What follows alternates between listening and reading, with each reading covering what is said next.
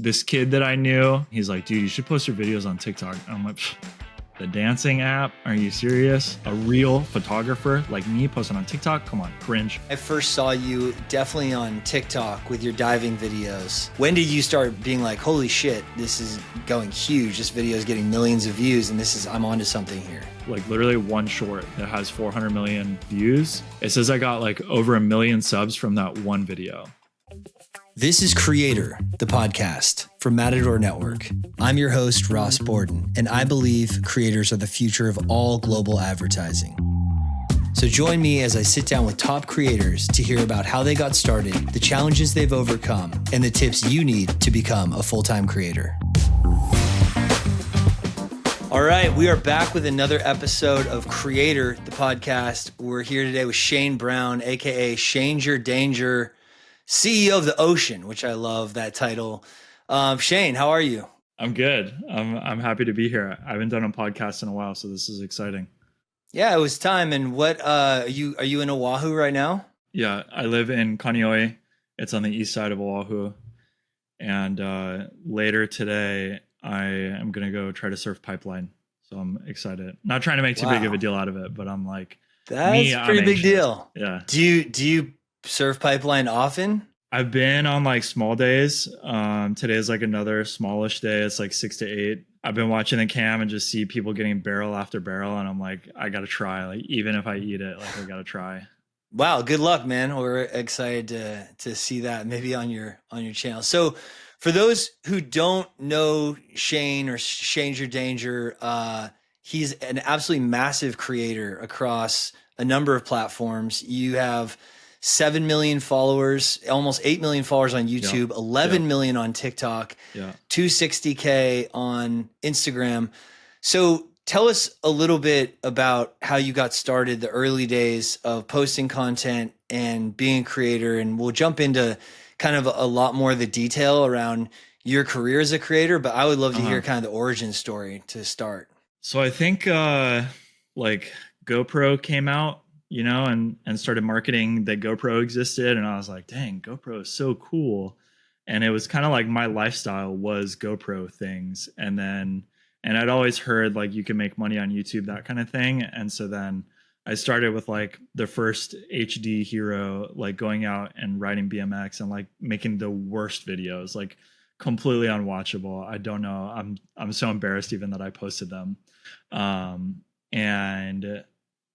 then just kept at it and started to see like what would do well on social media. And for me, it was like when I moved to Hawaii and started posting like beautiful scenes here and stuff like that, and like people doing cool stuff. Then I started to like do well on Instagram. What year was that? When did you start posting content? Maybe like 2013, 2014. I know you. I first saw you definitely on TikTok with your diving videos. How did that all start? Was it basically going out for a dive with your friends and the GoPro? And then like, when did you start being like, holy shit, this is going huge. This video is getting millions of views and I'm onto something here. So I was like always diving like that. Like the dives that I go on are exactly the same way that I've been going diving for like 10 years. Like I just love the ocean. I love being out there and like finding stuff. It's like when you're a kid and your mom throws the pool toys out and you go get them from the bottom of the pool. That's like me picking up trash. Like all my friends tell me like when I started making videos of it, they're like, oh, I've always seen you pick up trash in the ocean. Like that's what made me realize I should pick up trash when I see it.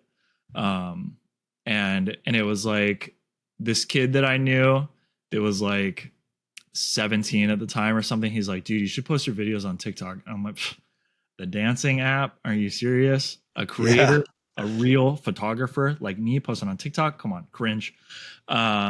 And then I was like, you know what? Like nothing else is hitting for me right now. I might as well try. And I started like scrolling TikTok too and seeing what was doing well. And it was like people telling a story that had multiple parts with a cliffhanger. And I had just found someone's phone while diving and like just went and found a phone that was still on underwater, which was crazy. And so I find this phone and I'm like, even as I do it, I'm like, this could be a video. And in real life, I found the phone, didn't even have a GoPro on me, went back to the car, got the GoPro, and then recorded us finding the phone again. Refound the phone with Yeah, the I documenting like put it GoPro. there, and then the girl I was like, hey, go find that phone, and like I'll just be recording, and I'll freak out. And so then we make this video, and this was before I had posted anything on TikTok. I make the YouTube video, post it, and then I'm like, hey, did a pretty good job, told a good story, I got 10,000 views, like found the phone, returned it to the owner, really cool. And then I started to see on TikTok they were doing like part 1, part 2, part 3 with the cliffhanger, and I was like, oh, I can make a cliffhanger when I find the phone, like do hey Siri, Try call to find the mom. owner. Yeah, which is how I Yeah. found the owner. And then the mom picks up, and then I cut it off right there. So then people watching were like, oh my God, I want to know. And I was like, wait till tomorrow. And I like made that, like, I can't believe that I like was like, I'm going to wait a whole 24 hours before I post the second part, and like made people wait that long, and it worked. And like that video, like super hit. It drove a ton of traffic to YouTube, which was my plan from the beginning. Cause I was like, TikTok has no way to earn, but YouTube does. And so if I'm driving traffic to YouTube, then I'll actually earn money. Which was always the goal from the beginning, was to earn money from social media. And so then, yeah, with that video, I was able to drive a ton of traffic. And then I was like, okay, the blueprint is made. Now I just have to do it over and over with different things, different scenes, different people, and then like keep doing this until it doesn't work anymore. And then by now, if you say come back later for part 2, people are like, I will not, and then they block you. Now there's a backlash of the cliffhanger. Yeah. So people know better by now, but back then it was like a good way to do the it. thing to do. And Yeah, then, that's interesting. You know, there's probably some other creator now that knows exactly what to do right now to get like maximum views. And I'm struggling to find it again, to be honest. Like I open up TikTok and I see the Boom family, and I'm like, how do they post the same song doing the same thing every single time, and every single video goes crazy, and I still have way more followers than them, but they're just way more, their videos are higher. It's like yeah, crazy. So were you already posting content on YouTube before you started the TikTok? Because I think that's like a really savvy move, is like driving visitors or followers or viewers or subscribers from TikTok to your longer form channel on YouTube. But like, had you already started YouTube and had a pretty good foothold in following already when you started? I think TikTok? I had like 10,000 subs on YouTube when I first started.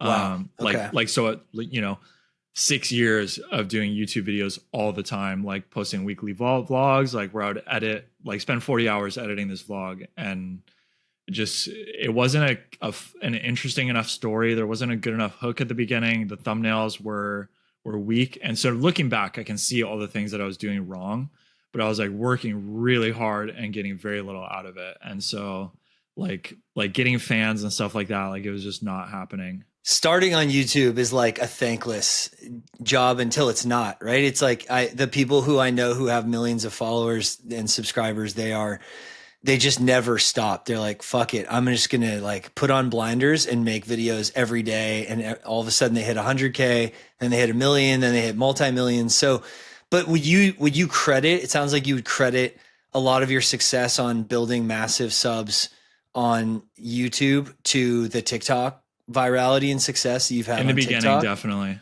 Like, so before shorts came out on YouTube, it was like driving traffic from TikTok to YouTube by like, I do like come back later for part 1 or go to my YouTube channel to watch the whole thing right now. Oh, and that's smart. And it would be like a 25-minute video where they would inevitably skip through, but some people would watch the whole thing. And so then I have a couple videos that are like 20 minutes long and have like a really good hook. They had a really good trailer on TikTok basically. And then those have like millions of views. So those were like really sick videos that I did that I'm like really stoked on, you know, the ability to drive traffic from TikTok. And then now with shorts, like that's how I got from 500,000 subs to 7 million now, is just short, like literally one short that has 400 million views. Like, cause you can see how many subs you got from that one video. It says I got like over 1 million subs from that one video. Damn, that is crazy. Which is insane. So, that 1 out of 400 people subscribed from watching this video. I think that is incredible. Yeah. So, and are those basically a rinse and repeat? You're taking the same exact videos you put on TikTok and putting them on shorts? Totally. Or yeah. Yeah, Yeah, so exactly the so same that videos. video that has 400 million on Shorts got like 50 million on TikTok, and it was kind of when Shorts was like first starting up, like it still didn't have like an official uploader or anything. It was like just upload a short video and it will become a short. And uh and that one video, like it did really well on TikTok. Like I remember a couple million in the first few hours, and then when I posted it on Shorts, it took a while. Like it was slow for a while, and then after a couple days, it was like 24 million views in the last 48 hours, and Damn, that's like psycho viral when that is insane. that many. Yeah, That is insane. So, wow, that's really amazing. So, what was that video? What were some of the that's like the all time hits other than the phone finding? Yeah, so that one video is diver cracks egg at 45 feet deep. So and it came from a different video that I saw on YouTube. Like there's like a 1 minute video where the scuba diver cracks an egg, plays with it a little bit, and I was like, okay, that's interesting. I could go do that and make something out of it. And so I like go and crack this egg, and then some other random funny stuff happens, and and like what I think made it work was that I really delay the actual cracking of the egg. So people are looking at it and they're like, come on, come on, come on. I want to see it. I want to see it. I want to see I it. want to see what happens. Yeah. And so I get them to like the 30-second view time mark before they finally get to see the egg being cracked. And then by then they're like, okay, I'll just watch the whole video. And and that's what made it do so well. And then some of the other ones can be so random. Like there's one with 100 million views where like I saw my friend out in the water and she's wearing her whole mermaid outfit. And we didn't coordinate anything. She didn't even know who I was. I just went up to her and I was like, hey, can I take a video of you? And she's like, sure. And then I'm like, oh my God, guys, a real mermaid is there. And then I like show her, she does like a flip, and then like so simple, like didn't even do voiceover or anything, just me talking and then showing her. And she's the best mermaid out of anyone that puts on a mermaid tail. She is the best. So it looks really good. And then that video is like 100 million, and it's all these kids that are like, that's not real. I can see her knees. And so it's like you never know what could go crazy. And then a lot of the other ones are just like what feels like just my regular dive, and it just happened to be something that people were really interested in.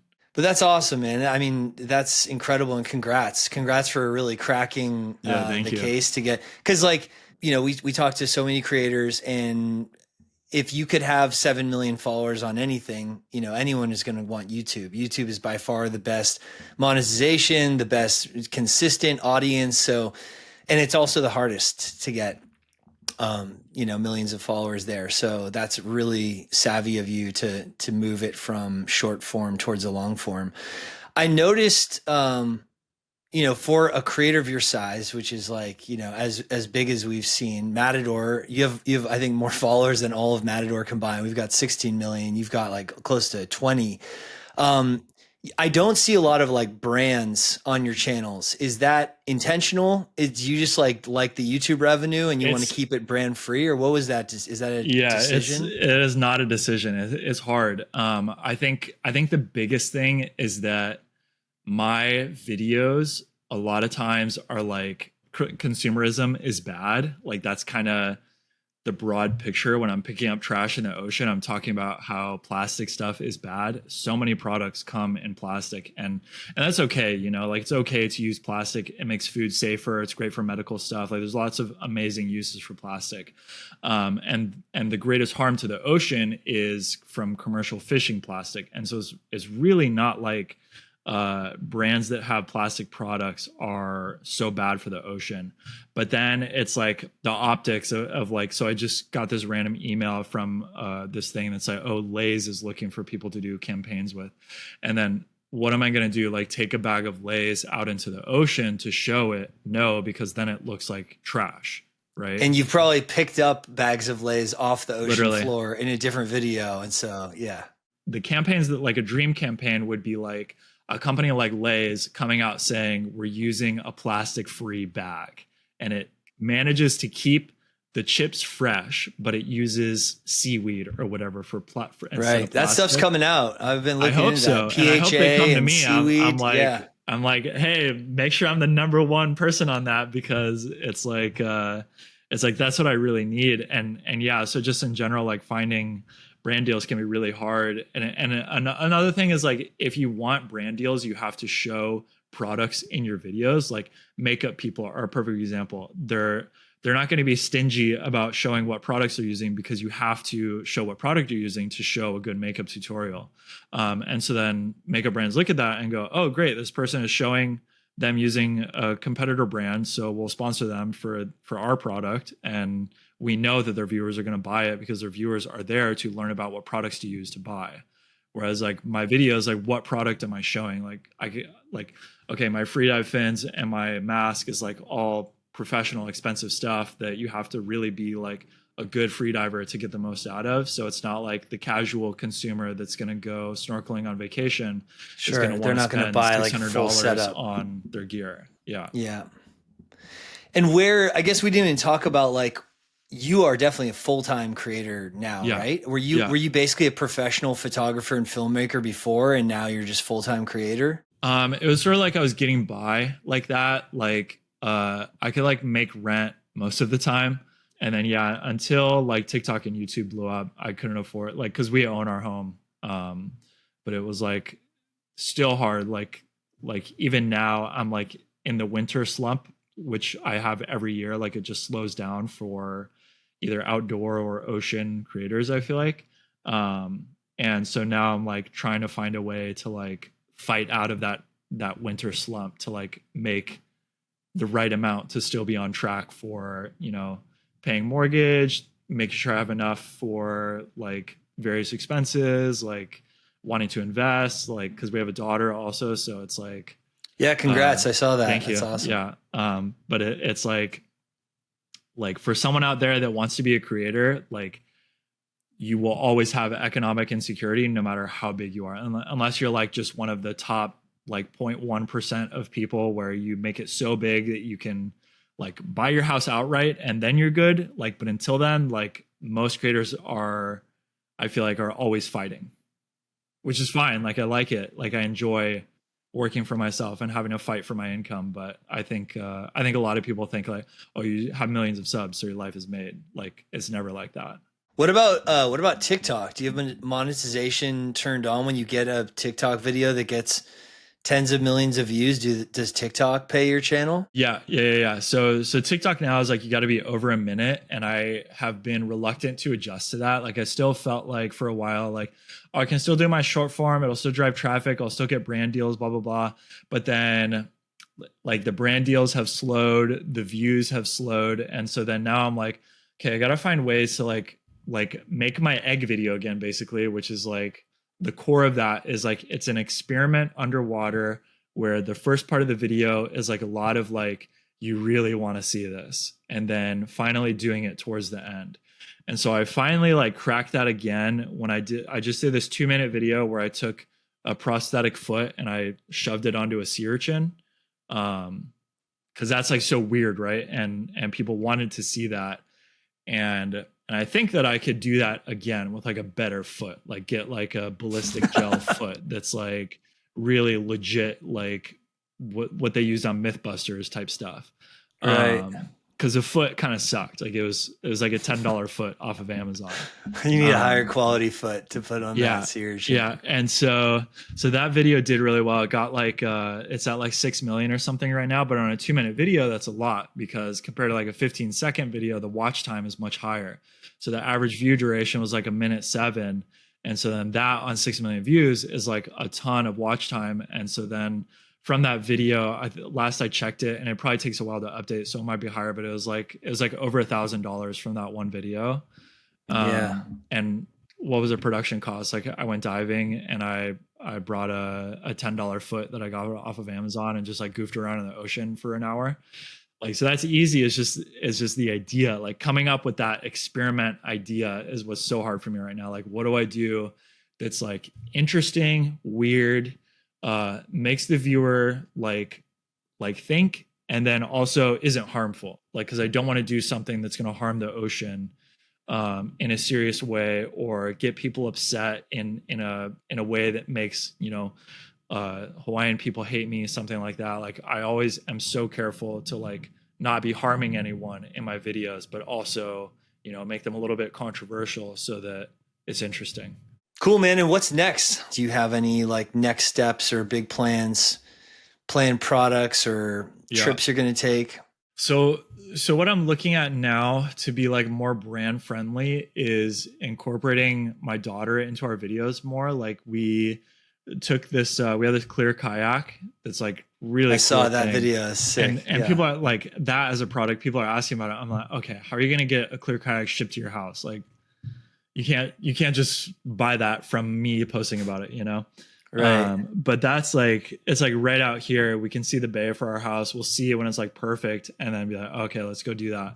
And so that was like a really fun day for us. Like besides taking the videos, and then we make the video of it. Did really well. It like had just the right amount of controversy where people are like, she should be wearing a life vest, but I'm like standing in waist deep Of water course. holding Of the course. boat. Then, Like yeah. they're like, what if a storm So came? I'm like, annoying. I wouldn't be out there if the storm was coming. Like I can see, and we're only out there for 30 minutes because she has to get back to take her nap. Like this was like a quick little activity for our baby, you know, going out and doing fun stuff with my daughter. I feel like that is like really brand friendly because it's like family stuff. And also there's a lot more products involved because like, you know, we go on a hike with her. She's in the backpack thing. And then we link that on Amazon, and then that's easier for brands to grab onto. But then I can still tell a story. You know, I'm not picking up trash, but it's like today, this is what me and my daughter did, and you know, there's challenges, and then there's the climax of the story where we get to the really cool lookout or something, and she gets to see, you know, the sunset over the mountains for the first time, something like that. And so I feel like there's like a ton of potential there. And I just want to find a way to do it where she's always happy and having fun. And it's like the priority is her going on a cool adventure. And then if we can make a cool video from that, then that's great. But if, you know, if we go do something and she's not having a good day that day, doesn't want to do videos, then like, that's okay. Cool. So Shane, one thing I always ask every guest here is if your passport only worked in 3 countries in the whole world for the rest of your life, you know, choose 3 countries to live in, only those countries for the rest of your life, what would the countries be and why? So Fiji and Tahiti are just like automatic pops into my head. I think they're both just like super Hawaii. Like uh they both have these like incredible offshore reefs that either have like the most insane swell with like barely anyone out because there's just so many breaks and so few people there, or if there's no swell, it's like the best diving that you've ever seen, like fish coming up and looking at you, like you almost have to be careful of the big fish coming up and like messing with you because they're curious of what you are. They don't know that you could have a spear gun to take them home for dinner, you know? Yeah. And so, yeah, those two places are just like automatic, like can't wait to go back there next time. I just got to go to Fiji with GoPro for what was called the Creator Summit, like one of the coolest experiences of my life, like going from being someone who like was inspired by GoPro to even create videos, and then being there as like one of the people who's inspiring others. That was just like, that was like a life achievement for me. Sick. So are And you a GoPro ambassador? yeah, something like that.